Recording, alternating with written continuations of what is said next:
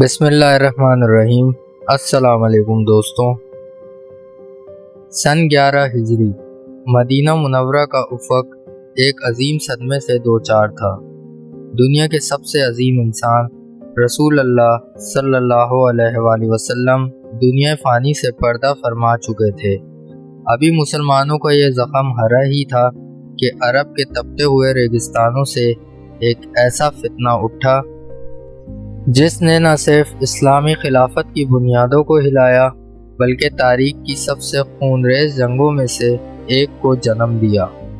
ایک ایسا شخص جس نے نبوت کا جھوٹا دعویٰ کیا اور 1 لاکھ سے زائد لوگوں کو گمراہی کی دلدل میں دھکیل دیا۔ اس شخص کا نام تھا مسلمہ بن حبیب، جس کا تعلق نجد کے علاقے یمامہ کے ایک طاقتور قبیلے بنو حنیفہ سے تھا۔ وہ ایک انتہائی چلاک، جادو بیانی اور مکار انسان تھا۔ رسول اللہ صلی اللہ علیہ وآلہ وسلم کی ظاہری زندگی کے آخری سالوں میں جب عرب کے تمام وفود مدینہ آ رہے تھے تو بنو حنیفہ کا وفد بھی مدینہ پہنچا۔ مسلمہ بھی اس وفد میں شامل تھا، لیکن اس کے دل میں ایمان کی روشنی کے بجائے طاقت اور حکومت کی ہوس تھی۔ روایات میں آتا ہے کہ جب وفد کے دیگر لوگ آپ صلی اللہ علیہ وآلہ وسلم سے ملاقات کر رہے تھے، مسلمہ پیچھے سامان کی حفاظت کے لیے رک گیا۔ جب آپ صلی اللہ علیہ وآلہ وسلم کو اس کے بارے میں معلوم ہوا تو آپ صلی اللہ علیہ وآلہ وسلم نے اس کے لیے بھی بھلائی کی دعا فرمائی، مگر اس کم ظرف نے اس دعا کو اپنی عظمت سمجھ لیا۔ واپس یمامہ پہنچ کر اس کے اندر کا فتنہ جاگ اٹھا اور اس نے دعویٰ کر دیا کہ وہ اللہ کا نبی ہے، اور نعوذ باللہ اسے رسول اللہ صلی اللہ علیہ وآلہ وسلم کے ساتھ نبوت میں شریک کیا گیا ہے۔ مزے کا خیز صورتیں اور جادوگری۔ لوگوں کو بیوقوف بنانے کے لیے مسلمہ نے قرآن پاک کی آیات کی نقل اتارنے کی ناکام کوشش کی۔ اس نے ایسی مزے کا خیز اور بے تکی صورتیں بنائیں جنہیں سن کر ہنسی آ جائے۔ مثال کے طور پر اس نے مینڈک پر ایک صورت بنائی جس کا مفہوم تھا: اے مینڈک کی بیٹی، جتنا چہچہانا ہے چہچہا، تیرا آدھا حصہ پانی میں ہے اور آدھا مٹی میں۔ یہی نہیں، اس نے جادوگری اور شعبدے بازی سیکھی۔ وہ انڈے کو بوتل کے اندر ڈالنے جیسے کرتب دکھا کر جاہل بدوؤں کو متاثر کرتا اور کہتا یہ اس کا معجزہ ہے۔ حد تو یہ ہو گئی کہ اس نے رسول اللہ صلی اللہ علیہ وآلہ وسلم کو ایک خط لکھا جس میں لکھا: اللہ کے رسول مسلمہ کی طرف سے، اللہ کے رسول محمد کے نام، آدھی زمین میری ہے اور آدھی قریش کی، لیکن قریش زیادتی کرتے ہیں۔ جب یہ خط آپ صلی اللہ علیہ وآلہ وسلم کے پاس پہنچا تو آپ صلی اللہ علیہ وآلہ وسلم نے اس کا کرارا جواب دیا اور فرمایا: زمین اللہ کی ہے، وہ اپنے بندوں میں سے جسے چاہتا ہے اس کا وارث بناتا ہے، اور اسی دن سے اس کا نام مسلمہ الکذاب یعنی بہت بڑا جھوٹا پڑ گیا۔ رسول اللہ صلی اللہ علیہ وآلہ وسلم کے وصال کے بعد جیسے ہی حضرت ابو بکر صدیق رضی اللہ تعالیٰ عنہ خلیفہ بنے، پورے عرب میں ارتداد یعنی اسلام چھوڑنے کی لہر دوڑ گئی۔ مسلمہ کی طاقت اس وقت عروج پر پہنچ چکی تھی۔ اس کے ساتھ تقریباً 40,000 کا لشکر تیار ہو چکا تھا۔ مدینہ خطرے میں تھا، لیکن خلیفہ اول حضرت ابو بکر صدیق رضی اللہ تعالیٰ عنہ کے ارادے چٹان کی طرح مضبوط تھے۔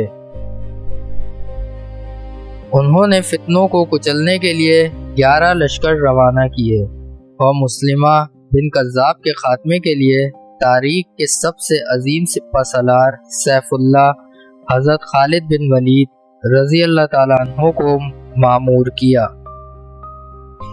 معرکہ یمامہ تاریخ کی سب سے خون ریز جنگ۔ سن 12 ہجری یمامہ کے میدان میں دونوں لشکروں کا آمنا سامنا ہوا۔ یہ کوئی عام جنگ نہیں تھی۔ مسلمہ کے جنگجو اپنے قبیلے کی عصبیت میں اندھے ہو کر لڑ رہے تھے۔ جنگ کا پہلا مرحلہ مسلمانوں کے لیے انتہائی کٹھن تھا۔ مسلمہ کے لشکر نے ایسا شدید حملہ کیا کہ مسلمان بظاہر پیچھے ہٹنے لگے، لیکن پھر حضرت خالد بن ولید رضی اللہ تعالیٰ عنہ نے اپنی جنگی حکمت عملی بدلی۔ انہوں نے انصار اور مہاجرین کے دستوں کو الگ کیا تاکہ ہر قبیلہ اپنی بہادری دکھا سکے۔ اس کے بعد جو ہوا اس نے تاریخ بدل دی۔ مسلمانوں نے ایسا بے جگر حملہ کیا کہ مسلمہ کے لشکر کے پاؤں اکھڑ گئے۔ بنو حنیفہ کا جرنیل محکم بن طفیل مارا گیا اور مسلمہ اپنے بچے کچے لشکر کے ساتھ بھاگ کر ایک بہت بڑے 4 دیواری والے باغ میں چھپ گیا، جسے حدیقۃ الموت یعنی موت کا باغ کہا جاتا ہے۔ موت کا باغ اور مسلمہ کا انجام۔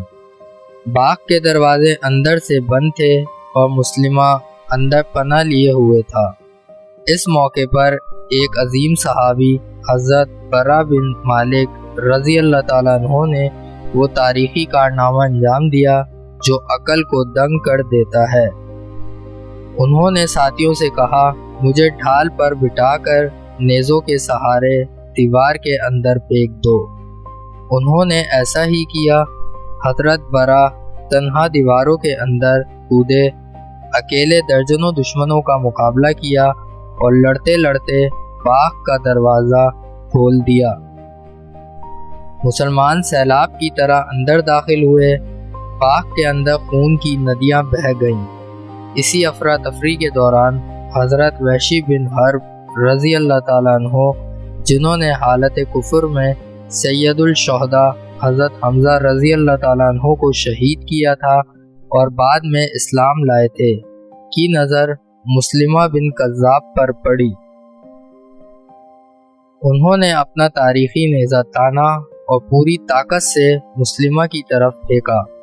وہ نیزہ مسلمہ کے سینے کے آر پار ہو گیا اور دوسری طرف سے ایک انصاری صحابی نے آگے بڑھ کر تلوار سے اس کا کام تمام کر دیا۔ اس طرح تاریخ کے سب سے بڑے جھوٹے مدعی نبوت کا عبرتناک خاتمہ ہوا۔ جنگ یمامہ ختم ہو چکی تھی۔ باطل کا غرور خاک میں مل چکا تھا۔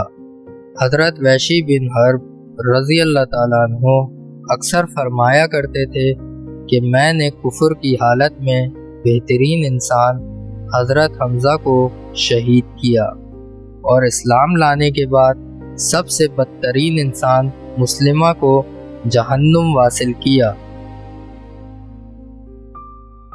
لیکن اس جنگ میں مسلمانوں کو ایک بڑا نقصان بھی اٹھانا پڑا۔ تقریباً 360 حفاظ کرام شہید ہوئے، جس کے بعد حضرت عمر فاروق رضی اللہ تعالیٰ عنہ کی تجویز پر قرآن پاک کو ایک کتابی شکل میں جمع کرنے کا کام شروع کیا گیا۔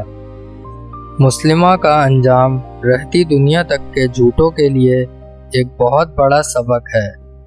اگر آپ کو تاریخ کا یہ سبق آموز واقعہ معلوماتی لگا تو ویڈیو کو لائک کریں، اپنے دوستوں کے ساتھ شیئر کریں اور ہمارے چینل کو سبسکرائب کرنا نہ بھولیں۔ اپنے خیالات کا اظہار کمنٹ سیکشن میں لازمی کریں۔ ملتے ہیں اگلی ویڈیو میں۔ اللہ حافظ۔